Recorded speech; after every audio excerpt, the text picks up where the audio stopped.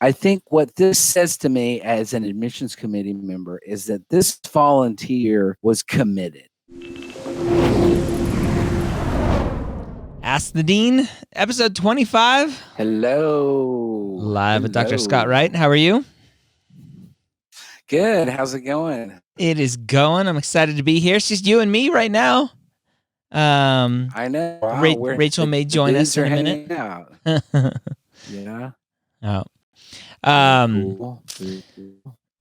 So I'm excited to have a chat today about just what's going on in the world and what's going on in Mapped and the Mapped community, and answer lots of fun questions. So if you have questions, we always get some great questions. Yes, if you have a question, you're watching live, hello.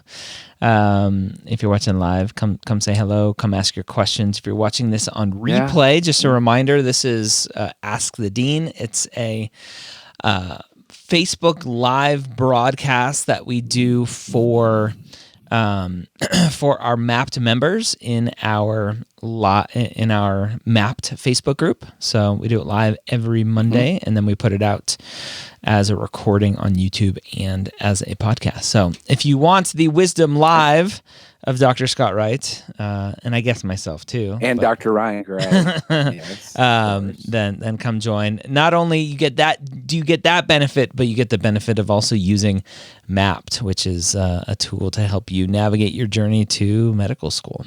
So we should be within a week or two, hopefully, of launching our feedback feature, to where we can, based on all of the data that students have put into Mapped, we can now give them feedback based on that data. So I'm excited about that. And then the development team is starting to work on the advisor features. So being able to have advisors have access to the platform so they can track students and really get benefit out of Mapped as well. So excited for all of the fun things coming in Mapped.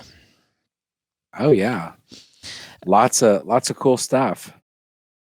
Yes. And then if you're watching this on replay, or even if you're a Mapped user, Dr. Scott Wright, you're available for one-on-one help. Before we hit record, you were telling me about a mock interview that you did with a student, and really what a large percentage of the calls that you have, and I have as well. Talk about what you were just talking about in terms of what those calls really are focused on. Yes. So this was interview preparation call, and we did some mock questions and answers, and I gave him feedback on kind of what I thought in terms of his answer and his delivery. But my experience is a big percentage of the calls that I have on interview preparation is calming the students down. They're super nervous. They're freaking out about, are they going to answer it right, or are they going to do something wrong, or are they going to mess it up, or whatever.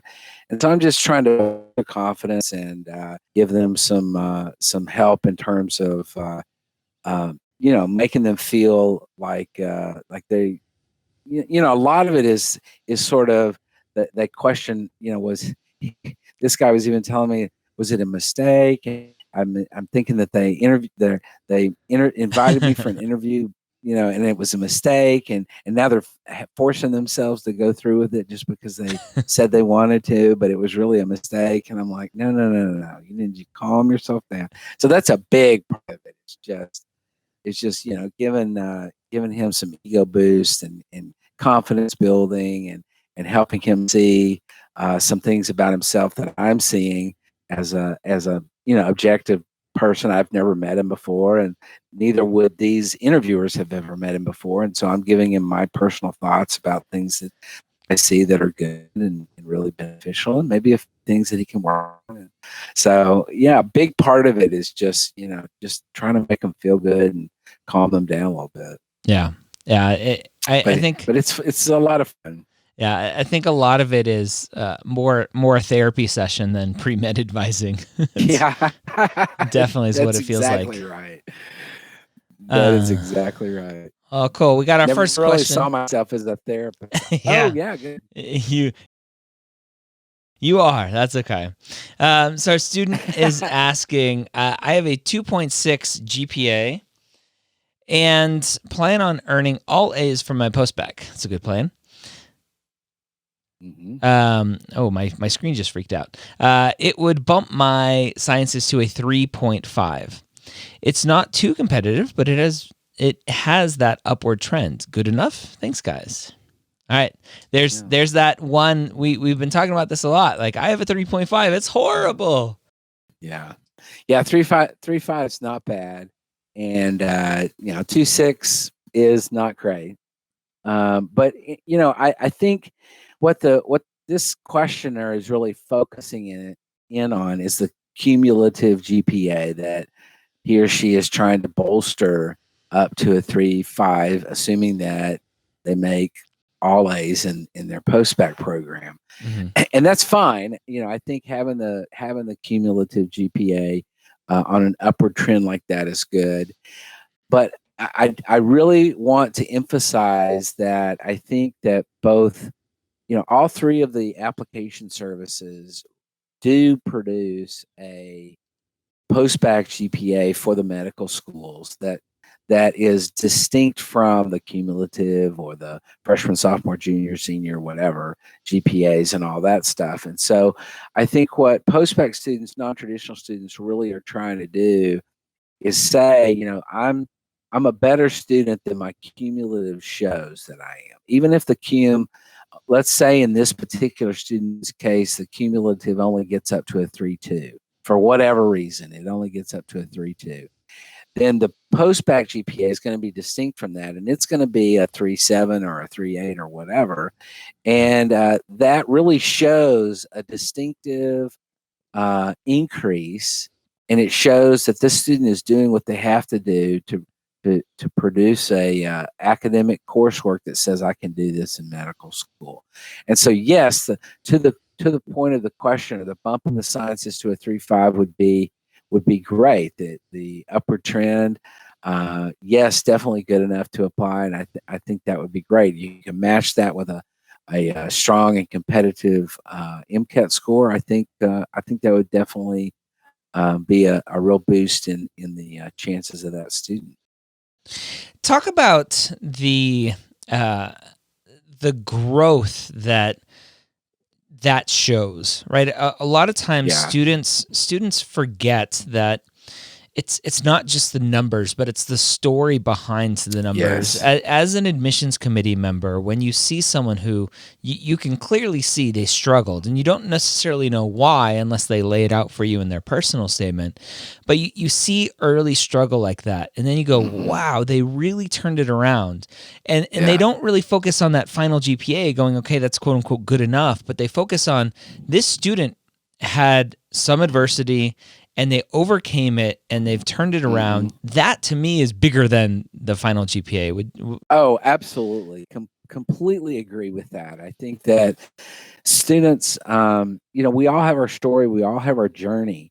And, some students coming out of high school are not prepared as well as they should be for going into college work. And freshmen, sometimes even sophomore years, are a struggle figuring out how to study, figuring out what's important.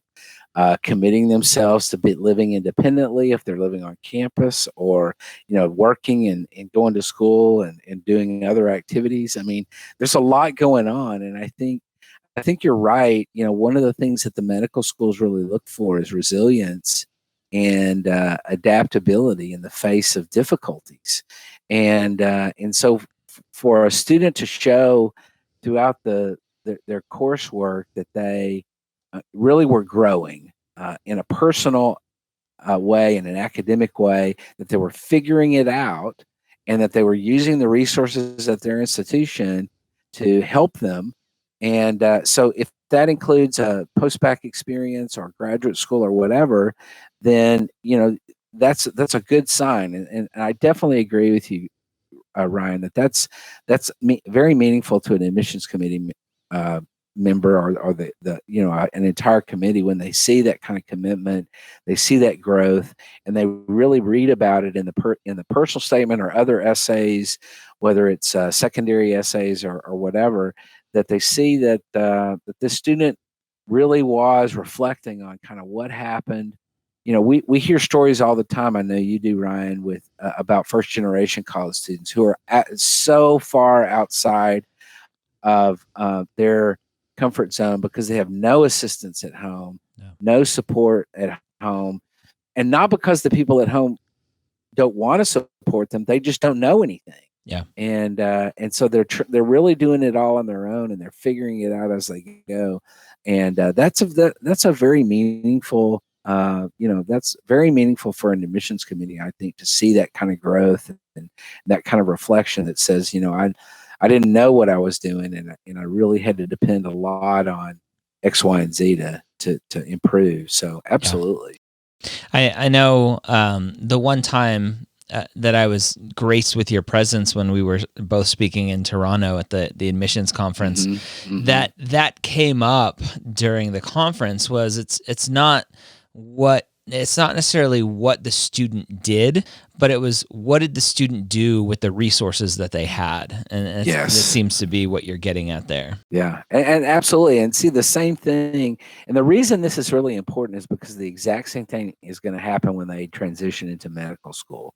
Yeah. So high school to college, there's a vast difference in many cases, if not most, in terms of the level of commitment they're going to have to make, in terms of the amount of studying they're going to have to do, the amount of information they're going to have to learn. Same transition occurs between college and medical school, where a lot of students are not prepared. And so they have to depend on their peers, and they have to depend on resources at the institution to help them figure out. I wish I had $1 for every time I heard a medical student say, I had to relearn how to study because it wasn't working. What I did in college was not working in medical school at all. And so I had to really figure it out. So it's a big step. And so I definitely think that learning how to use the resources that you have and those people around you, that's really important. So absolutely. It's a great, it's great for when students are able to reflect and really learn those deep lessons. Yeah. I agree. And really turning it around, right? I was doing, I was recording an episode of the old Premeds podcast a little bit ago, and I talked a lot about creating an application and really how students tend to focus on not telling their story, but focusing on the skills and traits that the student thinks that the evaluator, the reader wants the student to have, and they're completely avoiding that personal reflection on what everything has meant to me.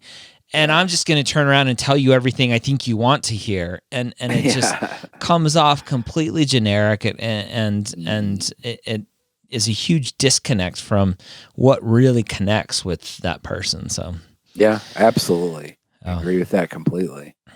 Well, cool. Keep asking your questions here in the group as we are live here in the Map to Members group. Dr. Wright. Yes, sir. For Texas. Let's talk about Texas specifically. We've talked a bunch about why Texas is Texas, why they have their own application service, why they focus so much on in-state. What is the role in terms of making sure that students who train in Texas or another state really stay in state? What do institutions do above and beyond accepting students from that state? Obviously, public institutions. What do they do above and beyond that to potentially keep students in that state to practice? Yeah, so that's a good question, and the answer to that is super mixed and not real compelling, frankly. States like to think that our tax dollars are helping the medical schools, obviously, and most of the medical schools in the state, the vast majority of the schools, medical schools, are public supported medical schools, and so the legislature, in their infinite wisdom or lack thereof, believes that we should serve citizens of the state of Texas, and that by doing so, that's going to affect the what students will do after they graduate. Yep. And it makes sense unless you look at the data. But we don't need data. Come on, we don't need data. I have my opinion. I don't need the data. Right, exactly.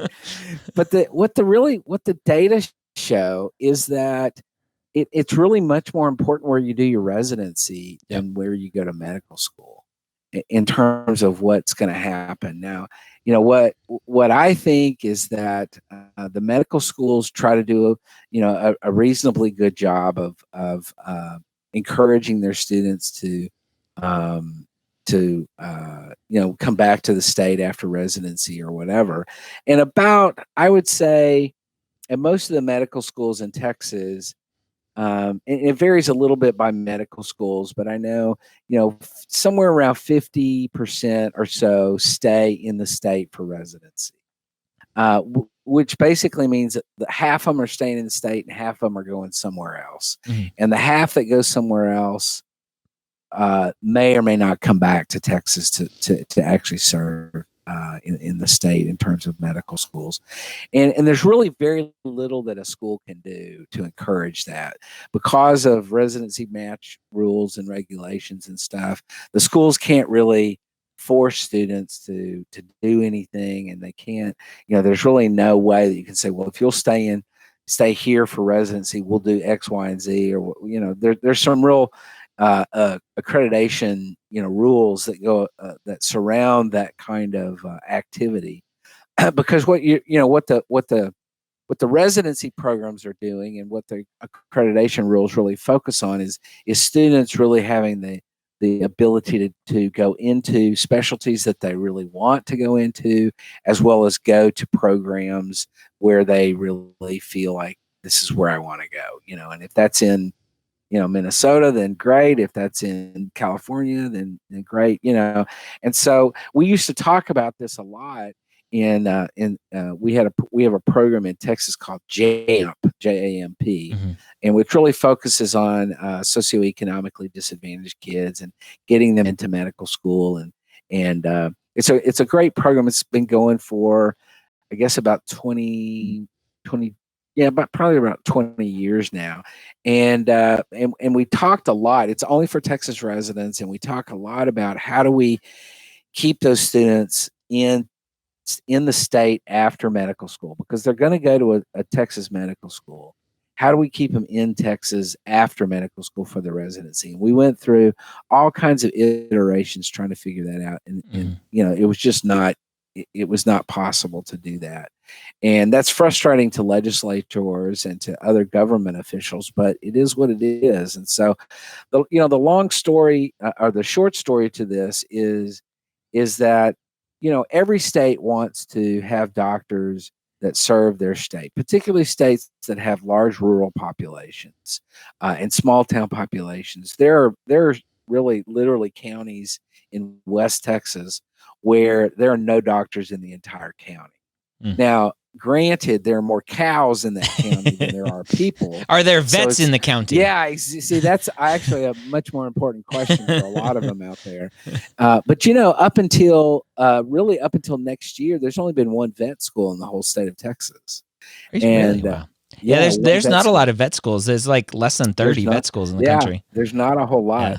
So the Texas Tech University is starting a new vet school out in West Texas. I think it starts next year. Wow. And that's been a huge deal because the other vet school, Texas A&M, the original vet school, was super opposed to having competition in the state, and what they saw as maybe limiting their funding because the state would then want to fund the new school. So anyway, it's a long story, but every state wants to keep students in their state to serve their population, and that makes total sense. But the way things are structured in American medical education right now, it's hard to do that with any degree of certainty. Yeah. Another question here that came up: when I'm asking my professor for LORs, is there anything I should ask them specifically? Is it appropriate to ask them to mention certain things in the letter? So, Dr. Wright, I would like a letter from you, and I would like you to mention that I am the most genius student you have ever worked with. Right. And I would like you not to mention all of the nefarious things that I did in your class. Is that okay? Yeah. I think that what I would do if I were a student, and I think we've talked about this on occasion before, is I would say to the letter writer or to the potential letter writer, would you be willing to write me a strong letter of support? And just put it out there and just say, what I'm looking for is a good, strong letter that's going to help my application. Are you able to do that? And that gives some professors the ability to say, I don't think I can do that for you, or I'm happy to write you a letter, but I don't really know you that well, or Yep. whatever. And so I don't know that I would find it appropriate to be too specific about what you want them to include in the letter. I just think it would be appropriate to ask them if they're able to or willing to write a strong letter of support for you for your med school application, and then just leave it at that. And then you can give them a resume and your personal statement and other things to help them, with writing that letter. But I think going beyond that, it really kind of steps a little outside the bounds of appropriateness. Yeah, and my kind of spidey senses go, what's the point of asking for a letter of recommendation if you're just gonna kind of force feed them what to write? Right. So what's the point of that? Because then it's not their own letter of recommendation. It's just again, we fall into this trap as pre-meds of quote unquote knowing what the medical school wants. And so you frame everything in your application. You're telling your letter writers to put this in because this is what they need to know and this is what they want to know. And we're moving further and further away of here's who I am, take it or leave it kind of mentality, which I think is much better for schools to understand who you are as a student. Yeah, no, I agree with that completely. And I have seen letter writers before, and this, in my view, is totally unethical, where I've seen a letter writers. I have actually had students who came and said that all the time. It happens all the time. I know what you're going to say. It happens all the time. The professor said, write the letter for me and I will sign it. And I mean, to me, that is just, unbelievable. Unfreaking believable. Yeah. So yeah, don't do that. In my it's funny, in my new book that I need to finish, the application book, I specifically talk about that because it comes up all the time. Yeah. And I agree with you. I don't like it. It's kind of against the rules in some respect. But it's also the reality for a lot of students. And so I kind of address it in the book, and I say, if this is a letter that you absolutely have to have, then do what you need to do. But it's not. I think it's one of those things where it really puts the onus on the student and on their sort of philosophical, ethical, moral stances, or whatever you want to call it, to say, well, I'm not going to, as much as I would like that professor to have a letter for me, if he's that if he or she is that slimy, and are going to do it that way, then I'm not going to participate in that. I had a mortgage banker do that to me one time, and basically told me that I should lie in my mortgage application. and I was like, and he said, if you do this, then there won't be any issues. And I just refused. I said, I'm not going to do that. I don't care if it means I don't get the mortgage. I my own personal responsibility is to integrity on my part. Yeah. That's not saying, that's no judgment on anybody else, but it was just my sort of stance. And so, I think that it does put the onus on the student to say, what am I willing to do to make this happen, or how important is that letter or whatever. So yeah, it's crazy. Yeah. All right. Big question here. Texas resident here. I graduated with a 2.9 science GPA, a 3.19 cumulative GPA. It took 6 years to graduate with my BA in anthropology. It took longer than, quote, normal due to work, injuries, and helping my family. No MCAT projected March 2021. I was recommended by another Texas AdCom member to complete an SMP. I'm currently doing the program through UNTHSC. For a student in my situation, what GPA do you want to see students graduate an SMP with, and what MCAT score? I do have EMT experience doing 911 and helping migrants on something. Too long for the answer. Probably on the Texas border or something potentially, like that. Yeah, and just to clarify, SMP is special master's program. Yep. And the UNT Health Science Center, that's the University of North Texas program, and it's a special master's program in Fort Worth. Yep. At the med school there. It's a fairly large program that does pretty well. I know the director of that program just recently retired, and I think that it's longstanding. It does a great job. And so, I think what I would want to see in that at the UNT program is very strong work. You can say, and I get it. I'm not discounting the things that this questioner said caused their lackluster undergraduate experience with a 2.9 science and a 3.0 cum GPA, because they say, due to work, injuries, helping my family, etc. And I'm not minimizing that at all, not at all. But it is to say that with a GPA like that, a 2.9 science GPA, 3.19, basically 3.20 cum, the med schools really don't have anything there to hang their hat on in terms of, can this student do the work? Is it going to be a severe struggle? If the student gets injured or sick or something in med school, is it going to fall apart? If the family needs help, is it going to fall apart? Is the student going to crash and burn in med school, or whatever? And so what I think I want to see out of that kind of student in the master's program is very strong work, and I would say 3.5 or better is what I would want to see. Now you're basically doing all sciences in the master's program with a little bit of a spattering of some other things like ethics and things like that, but you're doing mostly science work at the med school level. And I think you would want a good strong GPA to say to medical schools, I can do this, and then you're going to match that with a good competitive MCAT score, and then that would do a lot to saying to medical schools, I can do this, and here's the evidence. And that's what they're looking for. They're looking for something to really be able to give them concrete evidence that says that you're capable of doing the work at a high level. What about for the student who struggles in undergrad because of this kind of work, injuries, helping family, goes to an SMP, still has work, family, hopefully is over their injuries, still doesn't do as well. Maybe they do better, but not as well. And they're still going, well, I'm still working and still taking care of my family.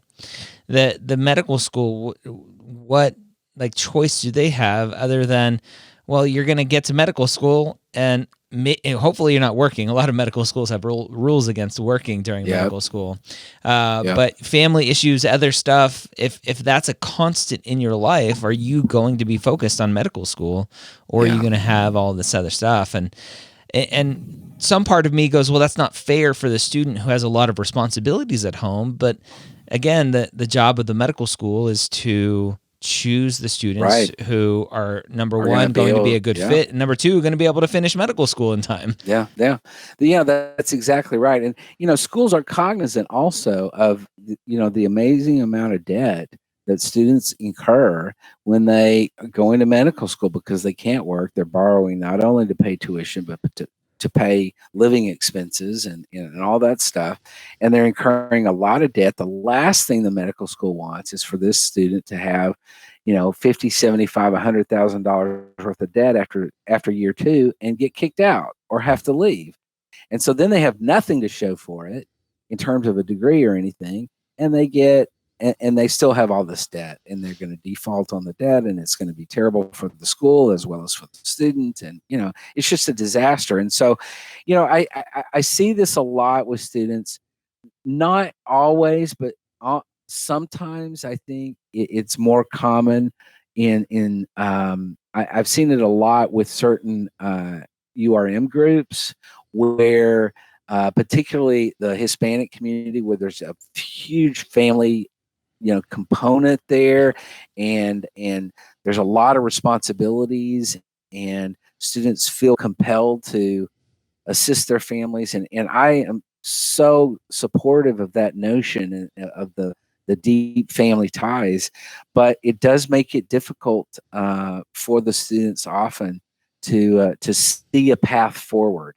And I think in the situation that you're describing, Ryan, is that as much as I hate to say this, there are going to be situations where the answer may well be, I'm not going to go to medical school, at least not right now, because of these circumstances that are really insurmountable.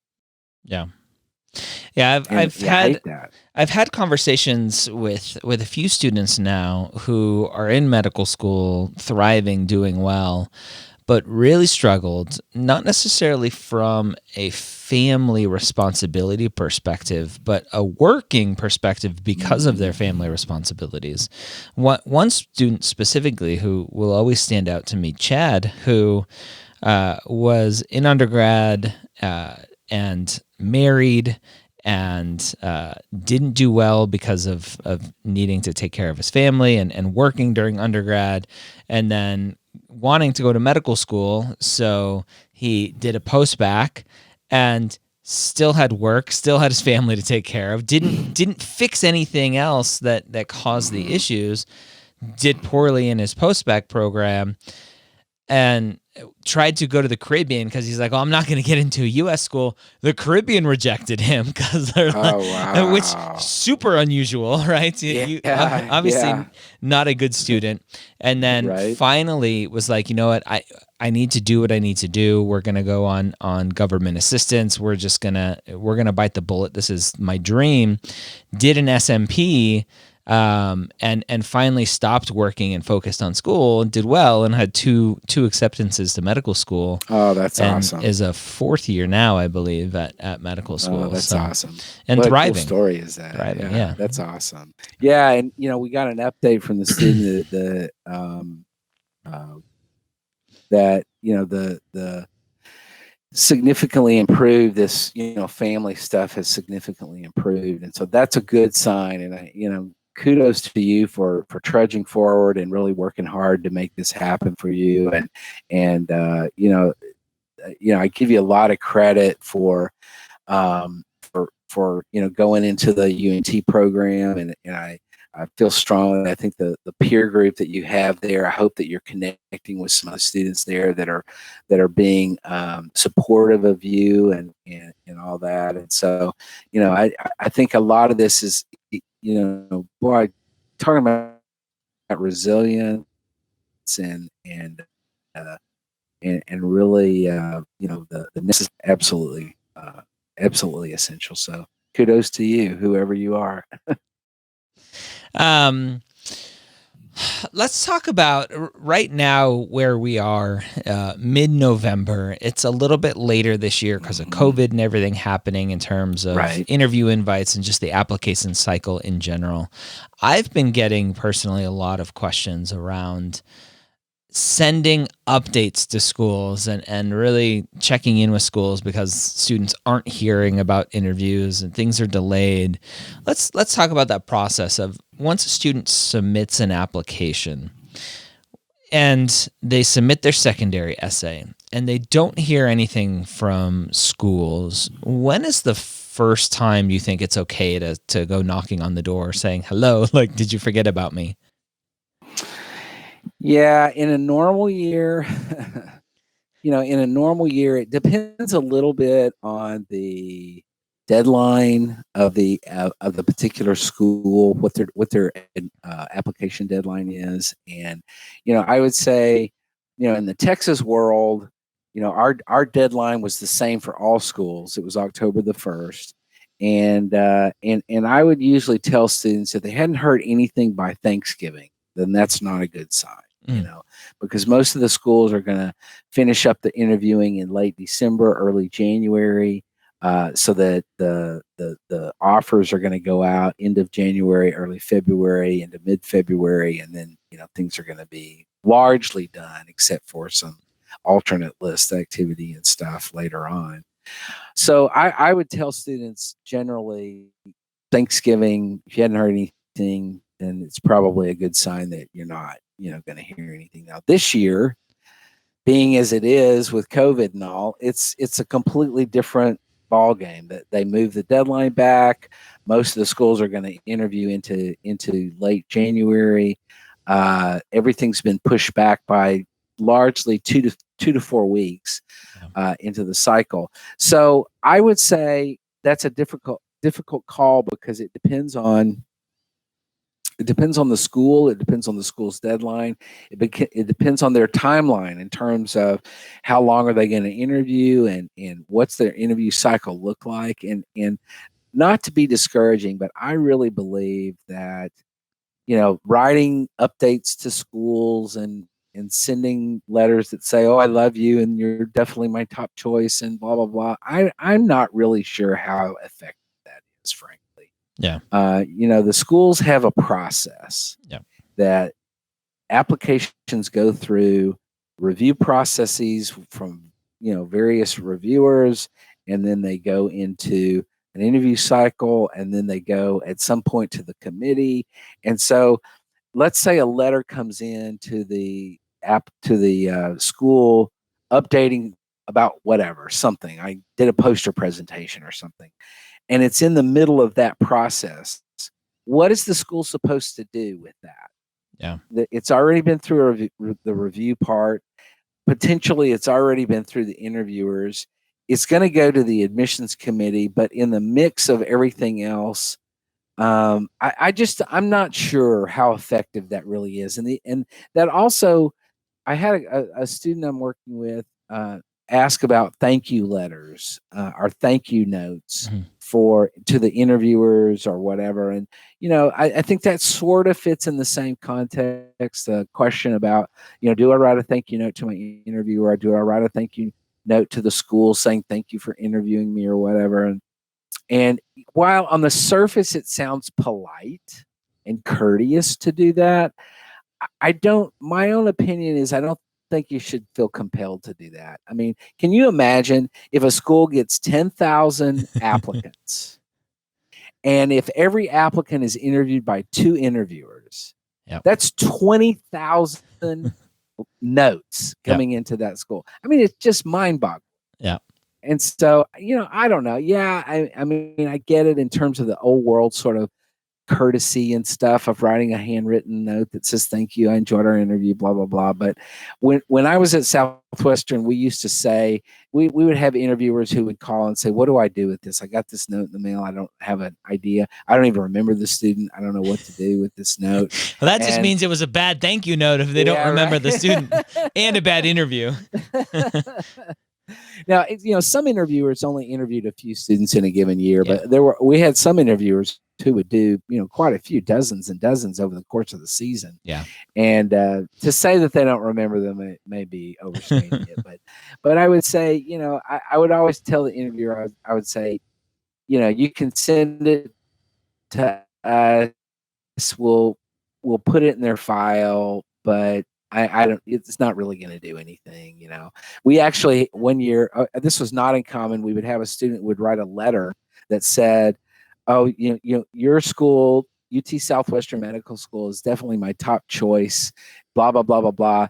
And then later in the letter, it said, "I hope to be enrolling at Texas A&M Medical School." You could tell they had mail merged it, or that they had updated it, and they forgot to update one part of it, and it was just always like, oh my gosh, really? Oops. Yeah, that's a big oversight there. So yeah. Yeah, I don't know what is your opinion on it? So I'm definitely a fan of thank you letters, partly because it's the old school kind of tradition, but I'm a fan of touch points. Obviously, there's a balance between interruptions, which is a physical letter nowadays is more of an interruption than anything else. An email's much easier. They can archive it, they can forward it, they can do whatever they want with it quickly.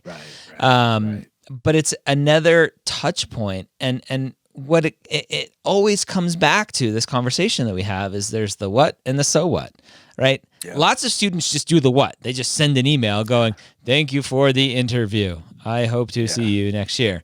Versus the so what being, Dr. Smith, I really enjoyed our conversation about X, Y, and Z. I hope your daughter, blah, blah, blah, right? Bringing in the personal conversation and actually making an effort to in being genuine about what you're doing, so that it doesn't look like you're just going through the motions. There's a huge difference there. Yeah, and I agree. Yeah. And does it help you with your chances of getting in?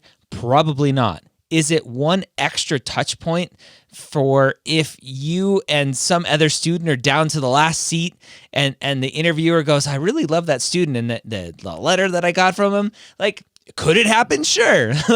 And so I'm a big fan of touch points in that sense, and not just doing it because it's supposed to be done. Yeah, and I agree with you. I think if you're able to remember things from the interviewer about stuff that y'all talked about and mention that in the email you send, absolutely, I agree with that. That it really makes it personal. It makes it more effective, potentially. So I agree with that completely. It's just, if it's just a generic, "Thank you for interviewing me, I enjoyed our conversation," I don't see the point of it. Yep. Yeah. I agree. Interesting question here from a student who's been volunteering for 5 years and now being offered a paid position. Oh, wow. This, again, always comes up of, is there a difference in the eyes of the admissions committee, is the heart of this question. If I do it paid, is it bad? If I volunteer, is it good? That's what I'm guessing the heart of this question is. Yeah, I don't think so. I mean, what I would say is, again, it's the what versus the so what here, where I think what this says to me as an admissions committee member is that this volunteer was committed, and that they were dependable, and they showed up on time. They did the hard work. That they really showed that they cared, whatever the volunteer experience was. And what happened was, it got noticed, and they got offered a paid position. So I wouldn't see it as a bad thing, or I wouldn't see it as any kind of negative. I would see it as, wow, this student really is top notch, and the volunteer program recognized that, and wanted to move forward in offering them a full-time position or a paid position. And so I don't see anything negative in going for that. Yeah. Or they could be COVID immune and just the last person standing. We need a body, fill it. That's true. Hopefully they're being recognized for their good work. They're testing for COVID antibodies. They find somebody that has them, and they're going forward. Yes. Going back to I wanted to mention this to you, Ryan, and ask you about this. Now, we were talking earlier about working your way through undergrad, and that medical schools, for the vast majority, 99% of medical students, they just can't work. Yep. It's just impossible to work during medical school. But I do know some students, and I think that you've mentioned this before about yourself, that some students who have very specific skills, such as programming, like Liam Neeson. Yeah, that they can. It is possible to work if their specific skill set allows them to work at different hours, or they can work whenever they want to, and that, they're able to do it in little niches of time that they have and stuff like that. I mean, was that your experience in medical school? Well, I'll tell you that my experience is do what I say, not what I do. Right. I wasn't as educated about everything that it takes to get into medical school, get through medical school, match in the specialty of my dreams, etc. And so I made mistakes every step of the way, including working during medical school. I came in with a lot of debt, a lot of credit card debt, a lot of consumer debt that needed to be paid all the time, and I didn't have parents who were wealthy that would help me, and so I worked because I needed to work. And luckily, kind of going to that specific skill set, I was a personal trainer, and so I was the fitness manager up in Boston before I started medical school, where I managed all the trainers. And then when I went to New York for medical school, I worked as a trainer at the same gym. Corporation had locations in New York as well. And so it allowed me to work 1 or 2 hours, but make really good money in those 1 or 2 hours, so that I wasn't working like a minimum wage job trying to make money where I'd have to work a lot more hours. So that helped. Right. But it's a huge distraction from studying. And my logic behind it was, well, it's only 2 hours, but it's not just 2 hours. It's the half an hour early that I have to stop studying, getting ready for a half an hour, driving for a half an hour, doing the work for 2 hours, lollygagging on the back end for another 15 minutes, going home and driving for a half an hour, unwinding for another half an hour. Your 2 hours of work has now turned into 4 hours of not studying.